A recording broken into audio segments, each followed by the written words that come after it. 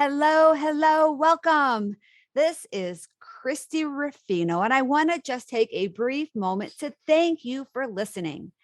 You may be a longtime fan or a brand new guest. Either way, I want to encourage you to like and subscribe our show and to share it with your friends. I really try to bring in some amazing guests with some pretty incredible stories who are all sharing to not only inspire you, but equip you to live a better life. Our stories can either hold us back or they can propel us forward. And I've had the fortune of working with so many women to share their story, to clarify their story, and use it to be able to build their brand stronger and more vibrant and more attractive to their ideal clients. So if you have a story and you have a business and you don't know how to merge the two, let's chat. I would love to invite you to be a future author in one of our Overcoming Mediocrity books. All you have to do is go to overcomingmediocrity.org and hit the apply button. That will give you a little form to fill out so I can get to know a little bit about you and your story. And then we'll have a call. We'll strategize, we'll talk about your story and make sure that this is a good fit for you as well as for our project. Again, head over to overcomingmediocrity.org and I will talk to you soon, hopefully. Until then, on with the show. Welcome to the Overcoming Mediocrity podcast, where today's top influencers and entrepreneurs on the rise share empowering stories and ninja tips to become the fuel that ignites a positive change in your life. Our guests don't simply coast through life. They don't let difficult situations stop them. They set big goals, keep their eyes on the prize, and they're joining us today to share insider secrets you can use right now to step into your power and live your purpose. Now, here's your host, Christy Ruffino. Hello, and welcome to the Overcoming Mediocrity podcast. I am Christy Ruffino, and I'm very excited to have Amanda Tobinski with us today. Welcome, Amanda. Hey, Christy. Thank you for having me. I am so excited to be here as well. Yay. So Amanda, I'm going to give you her official intro in a moment, but I had the pleasure of getting to know Amanda. Gosh, it's been a couple of years now, hasn't it? It has. Yeah. We've known each other for quite some time. Yeah. And you shared your incredible story in one of our Overcoming Mediocrity books. And I'm just excited that we have this podcast now for you to have this as an additional platform to share your story and talk about what you do. And I know you have a free gift that we're going to share at the end. So stay tuned because you definitely want to get what Amanda is going to share. So Amanda Tobinski is the founder of Magnetic Media Group, and she is the creator of Simple Ads Academy. She has spent the last decade implementing lead generation growth strategies for business owners, entrepreneurs, speakers, and coaches. Through her programs and full service agency, she helps business owners leverage the power of digital advertising to grow their business without suffering from technology overwhelm. And oh boy, isn't it easy to be overwhelmed by technology? It definitely is. It's something I hear quite often. So I try to streamline things and make them as simple as possible when it comes to running ads and getting technology into your business. So I ran ads years ago when I was doing live events for the Dynamic Professional Women's Network. And it was complicated then. And we're talking, 8-10 years ago. I can't imagine how more complicated it is now. And you have some great strategies you're going to share and really focus on Facebook ad success. But how did you get into this field? I mean, what is your story? Why are you so passionate about helping entrepreneurs and coaches really get good results with their Facebook ad marketing strategies? So this started probably, I would think 13 years ago was probably my first intro into anything that looked like technology. And at that time, I was so bad with anything that resembled technology. It was awful. I mean, it was just absolutely unbelievable. It was a miracle I could work my phone at the time. I mean, it was so bad at these things. Um, and a friend of mine came to me and needed some help with a website. Very much just wanted a very, very simple, what we would now call an opt in page or a squeeze page, a landing page. Wanted something simple, but didn't necessarily feel that there was like the capacity to figure it out.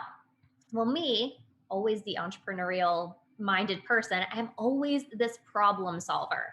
Like I'm constantly, if I see something, I'm trying to fix it. I'm always, that's just my personality and how I'm wired. So when I heard, okay, really need help or really, wanting to have this simple opt in page, I'm like, granted, I'm the last person at that stage of my life that should be touching this at all. But I'm like, I can figure this out. Like, there's a problem. I'm going to go solve it. And just in a lot of trial and error, that first round of figuring out how to go about building this simple page, once I got the system down, and of course, naturally, again, problem solver, I'm taking notes, I'm doing all the things to document so I could do this again. After I got the first one done, I'm like, that wasn't so bad. I could do this again. And slowly, kind of word of mouth over time, things kind of snowballed where I was building more of them and more of these sites. And then I probably did that for a couple of years. And then it was a shift in what that audience that I had naturally created, what they actually needed from me. It became less about these simple opt-in pages and more about where are the people that are going to actually sign up. So it shifted from everybody thinks they need, a website or an opt-in page to we actually need the prospects and the leads to sign up on these pages. And so that natural progression led me more into the direction of advertising and how do I attract qualified leads for these clients and these prospects. And so when Facebook ads first came onto the scene years ago, I was definitely one of the early adapters to that because I was like, hey, this existing audience that I now have really is in the market for making sure they can attract their ideal clients. Let me jump in, head first and figure out how to learn all these ins and outs and be able to help. Again, always problem solving. How can I help my audience? How can I help my clients and customers to resolve whatever that next level problem is that they're experiencing within their business? And so it was really a natural progression for how I got here. But that kind of undying passion about lead generation and tech and things like that stems from me being so awful at it years ago. And now seeing if I'm chatting with a potential client or just answering questions and things like that for people in my audience, it really is resonating with, I know exactly what that feels like to feel overwhelmed the first time you log into Ads Manager, or feeling overwhelmed if you have no idea what's going on with your website. I had very firsthand experience of that feeling, and that feeds my passion for wanting to make things as simple as possible and making things really accessible. Because if you feel overwhelmed by something, you're probably not going to follow through with it. And it is such a tremendous platform to be able to leverage for your business and really increase your visibility and do it so rapidly. But if you're scared of it, you're not going to, take advantage of it. And so I kind of make it, again, my job to make things super, super simple. Like, how can I drill this down to the basic elements to make it accessible for more business owners and entrepreneurs, so it's easier for people to take advantage and get the results and the visibility they're looking for without all that overwhelm, without all that stress that I personally knew so well. Oh my gosh. So I love your story. And so often as entrepreneurs, we tend to follow the easy. But what happens with that is it's not necessarily allowing us to like hone in on our brilliance. And yours was one of these, it's kind of like a rags to riches story in a sense, because you found something that was hard for you. You had resistance, you were awful at it, but you mastered it and now you're awesome at it. And I think that's when we really shine the most, is when we like dig down deep and do something, master something that doesn't come naturally to us.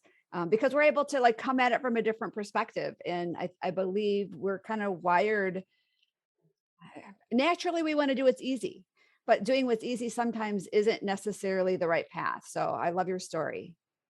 Thank you. Yeah, I'm all about, the problem solving drives me to hit those challenges more head on and just Yes. find the solution. Yeah. Yes, yes, yes, yes. All right. So I know you've got a lot of juicy strategies you want to share with us because I think for me, even now, I'll go back and look at my ads manager, and there's so many things that Facebook keeps evolving that once I think I have it figured out, I go in and it looks completely different. So there's that constant evolution of stress around this. And I don't want to become an ads campaign expert, but I know you have some simple strategies that you can share with me and the audience so we can really kind of get started with ads in a way that will allow us to kind of refine it, do some split testing, make some changes, get our messaging down, and get the rest of our process in place. So then that way, when we hire somebody like you, now it's going to be able to create massive results and a great ROI. At least that's the goal, right? Yes, definitely. Absolutely. And I do have some awesome tips that I want to share with everyone here because it really does come down to just there are very few things that are typically off, but there's three main ones, and almost always that is where I find an issue. And so, yeah, if you've been running ads and you're like, oh, maybe you're not getting the result you're looking for, it's probably one of these three. So I want to share those three key points you have to look at, so that you guys can see that great return on your ads that you're really looking for. Perfect. Perfect. So if you don't mind hanging tight, Amanda, and everybody that's listening, we're just going to take a quick break and then we'll come right back and we're going to dive in deep to Facebook ad strategies. So hang tight. I know, I know. You hear us asking you to subscribe, rate, and review, but what does that really mean? Is it really that important? Well, if other podcast hosts are anything like me, they've put a lot of blood, sweat, and tears into their show. And personally, I get really discouraged when I have something great to share and no one is listening. Beyond algorithms, ratings and reviews are critical for a show's sustainability. It goes way beyond fanning the flames of our egos or by getting a little that a girl pat on the back. Reviews create social proof and prove that our show has an engaged and loyal following. So, if you like our show, please take a moment to subscribe, rate, and review. And while you're at it, pick up one of our Overcoming Mediocrity books on Amazon. You'll be glad that you did. All right. Well, welcome back, everybody. This is Christy here with Amanda Tobinski. And Amanda, are you ready to share your three key pillars to successful ad campaigns? Oh my goodness, yes, I am. So Yay! excited. Well, I've Okay, got my paper and pen ready to start writing away. fantastic. So, guys, when it comes to running successful ad campaigns, these are the three pillars that come up time and time again, either when I'm creating campaigns for private clients or if I'm doing an audit on someone's ad account. These are the three things that will either kind of make or break any ad campaign inside of Facebook. Now, pillar number one is making sure that you choose the goal or the objective that you actually want. This is the thing, this is for sure, definitely the one that probably comes up the most because that algorithm is built to give you what you want, what you tell Facebook you're looking for. But now we have to think about what is that ultimate goal? What are we looking for? And as business owners and entrepreneurs, we are typically looking for new contacts, new leads, or prospects for our business. That's vast majority of the time what we're ultimately looking for. And so we need to choose the objective that is in alignment with leads. And that is either a lead generation campaign or a conversion campaign. So you can choose either one. They both generate leads and are optimizing your ads for the actual signups. So where I see campaigns kind of run into some trouble is people want leads, naturally. So you have those contacts that you can follow up with. But when we go into Ads Manager, they've selected something else. They've selected likes, or they've selected, some engagement or video views, or one of these other things that are just not driving the results they're looking for. So that pillar number one, choose the objective that really connects and resonates with the goal you actually want.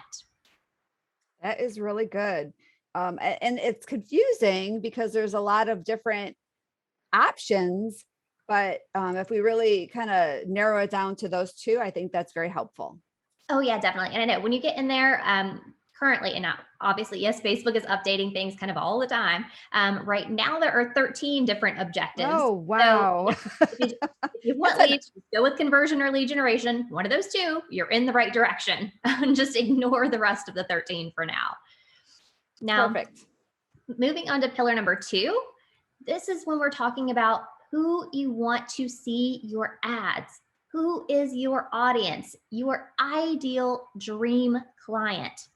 And it's super easy when you're in there. All you have to do is type in who you're looking for as far as what are their interests or their hobbies, or any sort of information around how it is that you help them. Very easy to put your audience in there and to get laser focused on who you want to see your ads. But if you skip that step, then your ads are just going out there to everybody. And that's where your cost can really go up, because you're not showing your ad to your most perfect prospect. You're just showing it to anybody that's out there. So making sure that audience is dialed in is pillar number two, and also something that I see come up quite often. So make sure you're telling Facebook who that dream client is that you want to work with. So I know when I've done ads, I kind of do a broad range of people. So women from this age, and pretty much that's it. But for you, you're saying I need to narrow it down more, right? Get more niched in keywords. Like tell us a little bit more about that. Oh, yeah. So because Facebook knows kind of everything we're looking at when we are online, and the different pages we like, and the influencers we follow, the types of videos we watch, I mean, they know this, they really are, Facebook's very dialed in with how we as individuals are utilizing the platform. So when it comes to your ads, we just need to make sure that we have things dialed in a bit more tightly to who the perfect prospect is for us. So Christy, I know you're saying like your dream client is women between a certain age range. So it might also to dial that in a little bit more closely, because you are liking to connect with women that have a story to tell. It could be, women that are between that age range that are either entrepreneurs, or women in that age range that are looking at inspirational speakers. Like if they're already looking for other people in that space, it might be because they have that story to tell themselves, or potentially other women within that age range that are looking at publishing options might also be something to narrow that audience down to know, yes, they are a good fit, but man, they are like really lasered in to being someone that's going to be closer to making that decision and taking action. So would it make sense for me to put in competitors? As long as their audience is large enough to be targeted, then absolutely. Okay.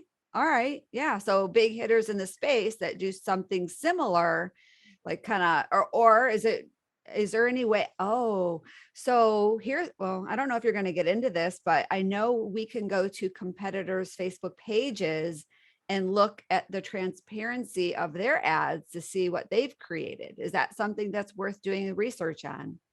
Yeah, so when you're looking to run your ads, you can go and look and see if what sort of ads your competitors are running, to get a feel for what they are putting out there in the marketplace with their offers. And then as far as who you are targeting with that, if they have a large enough audience, then you can target your competitors' audiences, which is, I mean, that's a pretty easy way to get in front of your ideal prospects. Another angle that I sometimes utilize is thinking of that prospect. And if for whatever reason your competitors aren't large enough, thinking of what are the resources that that particular person might be looking at. So Christy, for you, I would probably be looking at women between those certain ages that are looking at self-publishing resources or, Amazon direct publishing, things like that. Because we know they're already kind of in the market, but if they're in the market, they haven't found that solution yet. So we're really meeting them at the point that they're at, kind of that decision making juncture. And so this is as hot of a prospect as you can possibly be in front of, which kind of compresses down your lead to client journey time. So yeah, super exciting stuff that we can get into, and I start nerding out on stuff when we're talking about audiences and all this stuff, fun stuff. Oh, well, but it gives ideas to our audience to kind of see, oh, I haven't tried that, to be able to narrow down their audience. So, all right. So that's 2 tips. What about the third tip? Yes, definitely. So, tip number 3 when it comes to running successful ad campaigns is, okay, so really think about this as an end user, as someone who is on Facebook or Instagram scrolling through. We want to make sure whatever, if we're using video or if we're using an image, make sure it's something that stops people scrolling, that grabs their attention. The main objective of either your video or your image is just to slow them down for a second as they're scrolling through. And then the second piece of that is making sure you have an irresistible offer. So, whatever you are offering to people, which is typically your freebie or your lead magnet or something like that, make sure it's something that sounds super juicy and irresistible that they want to take action on right then. And those are really the 2 key elements of what are people seeing on the feed that will make a huge difference. So slowing down that scroll just enough so that you have that opportunity to get your message out, and then making sure what you're offering connects with your audience and is just super irresistible, so they can't wait to take that next step and opt in to get whatever it is that you have. Right. So I have a couple questions on this topic. As far as your attention grabbing image, do you suggest a photo or a video? So I have interesting feedback about this. So I like to use video. Video is fun. If you are new to this though, like if you are, brand new to ads, I say the easiest thing to start with is an image, because it's easy to create a couple of different images, run a test, see what your audience likes. If you're running a couple different videos, there are so many small little things in there that could shift how your audience is responding, so much as, your script that you're using or how you're saying it, or was your energy better that day, that it's very difficult to split test so many variables of video versus run 2 or 3 images. It's very kind of super clear what your audience is responding to. So if you're new to this, just go with images because it's faster and easier to read your results. If you're a bit more experienced, have at it. Like, have a field day with video because people like to engage with it. It builds that rapport and things like that. So with a video, you're saying that a video should be of us talking, or is it like a video with slides scrolling? Like, what are you considering a really good high converting video strategy? So a lot of that comes down to, one, what your audience is used to seeing. As far as if they are familiar with your brand already, they'll probably connect with you because they're used to seeing your face. But a lot of that varies based on that particular audience. So we really have to think about, and so much of advertising is about who's going to be seeing this and what do they like, which is why when I'm running ads for private clients, I'm always doing a lot of testing. Because when we first go in, I'm like, I have to figure out how this audience is going to respond and what they like. And sometimes it's something so simple as to whether or not they prefer to connect with, seeing a photo of the individual or seeing a photo that looks more like who the audience is.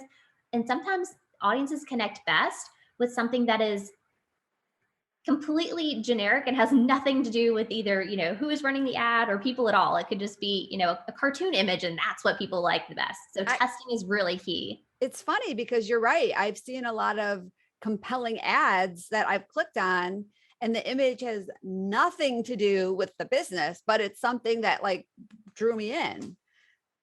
So it's interesting. Yeah, testing is always important. Yeah. I mean, honestly, yeah, it's interesting to really be clear on your ideal client, because that will help you get the right images that are going to gravitate them in, right? Pull them in and get them to take action. Yes, definitely. Because at the end of the day, that is what it is all about, Oh, getting those dream clients of yours to raise their virtual hands and opt in and take action with you.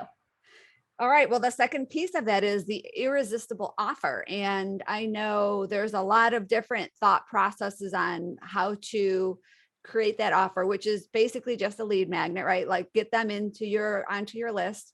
And I've seen different offers that are very complicated and others that are very simple. And I know when I work with my clients, I really want them initially to create some sort of very simple lead magnet that's easy to digest, that people, don't have to schedule time to watch a series of videos because we're all so busy and we may have that intention of, all right, this looks really good, I'm going to do it. But if they opt in and never do it, then that's not going to get us the result we want either. So what do you feel would be a really good irresistible offer to connect with a really high converting image for your Facebook ads? Definitely. So, Christy, you made some really, really good points there that I will circle back to because they're so important when it comes to what that irresistible offer happens to be. So, the first thing I think about is what is the end goal that we want for this particular client? So, what is that transformation that you are providing to them? And the reason we're thinking about that is that the freebie or lead magnet, that little segment, our irresistible offer, we want to make sure that someone that is taking action with that, it is ultimately leading them to the destination of what you do in your higher priced programs or services. So we want to make sure there is a correlation. And really in that lead magnet or freebie, we're taking them through kind of what's step one? How do we move them closer to the end destination? But obviously they're not going to get, all the answers, all the bells and whistles in a free download. I mean, that's evident, but we want to make sure we're moving them toward the direction we ultimately want them to arrive at.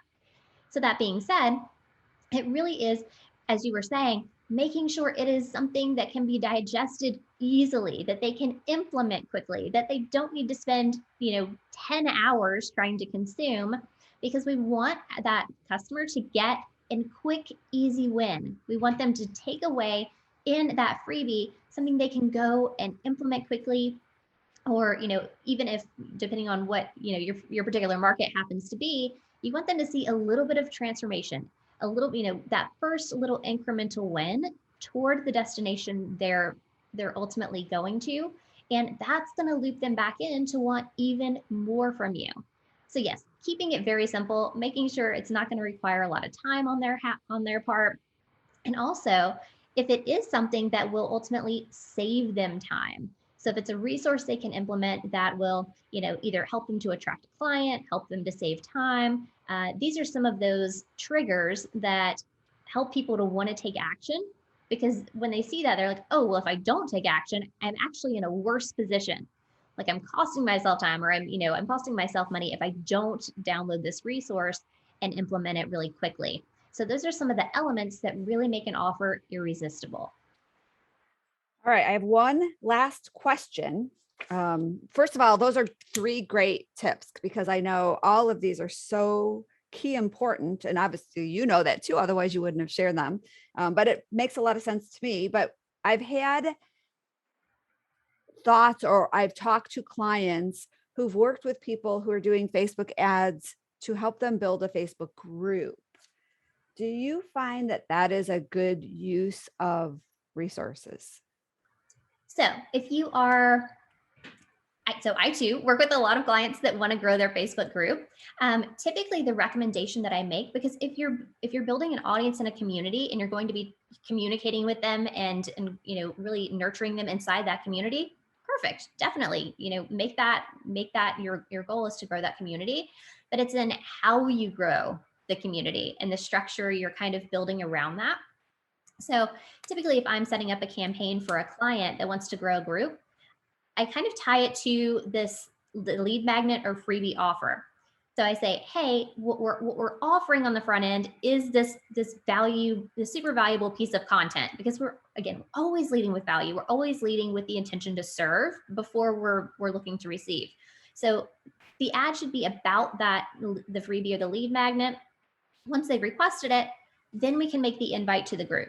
And then of course they're part of your email community now. You can invite them to the group in your, your weekly or bi-weekly messages.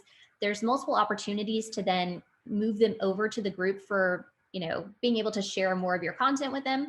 But it's easier to lead with that value piece that's super easy to understand. I typically won't go straight to the group because the promise of what you're going to receive might be too broad, and you'll get someone to take action more easily if it's very clear and concise. Here's the thing you're going to get. Here's the takeaway. So lead with the lead magnet or the freebie, start there, and then it's very easy to convert them into a group member from there. But yes, if you're going to communicate or you're going to nurture your prospects in a group, absolutely use ads to grow your group. Perfect. So I love that. And honestly, having that really great lead magnet, serving them, giving them, adding value, teaching them, helping them get from that one place to the second place is great. And then maybe having the group offering on the thank you page, right? Like on the thank you page. Okay, great. Now join my group. And in the process, now you have their email address, because if you send them directly to a group, now you're not capturing their email address, which is really the gold in all this, right? We want that email list to grow so we can continue to communicate on an ongoing basis. Definitely. So, oh my gosh, I can't believe we are out of time already. Amanda, thank you so much for joining us. And I know you have a free gift that you want to share. This is your way to serve. So can you share or tell us what that is? Yeah, definitely. So I do have a free gift for everyone that is here listening with us. If you just go to magneticmediagroup.com, you'll see it right there at the top of the page. So over the years, I have created so many freebies. I have now just put them all together in one spot. So it's called the Mega Freebie Bundle. It's a collection of, at this point, I think it's 47 different freebies, downloads, video trainings. So everything from content creation to, step-by-step ads tutorials, swipe copies. I mean, there's a lot in there that I just consolidated all in one place to make it simple to access. So you can find that at magneticmediagroup.com. And thank you, Christy, so much. I really, really appreciate you having me on so I could, share information about how to run ads and really, again, simplify an overwhelming process so it's more accessible for everyone that's out there. Oh my gosh, absolutely. So everything that you need from Amanda, the links, her contact information, her social media channels will be in the show notes below. You may want to also get a hold of Amanda and buy her copy of the Overcoming Mediocrity book that she's in, so you can learn more about her and her story. And I just, again, want to thank you, Amanda. This has been fun, and I look forward to staying connected with you. And if the audience, if you're listening and you heard anything that you found to be valuable to you, please share that information with people you know, because basically we retain more of what we learn when we share it and teach it to other people. So feel free to share this information as well. Share our podcast with everybody you know, because the more people we have listening, the more we can continue to bring in awesome guests like Amanda onto our program. So thanks, Amanda. Thank you. Thank you for having me. All right. Thanks, everybody. We will see you on the next episode. Bye-bye for now. Thanks for listening to the Overcoming Mediocrity podcast, where we believe that everyone can have the business and life of their dreams once they've learned the art of mastering their story. Mastering our stories is the key to everything we want in life. Our stories can either hold us back or they can propel us to new heights. We can choose. You can choose. Choose to overcome mediocrity with us. Let's achieve greatness together. To learn more, visit www.overcomingmediocrity.org. And don't forget to subscribe, rate, and review this podcast.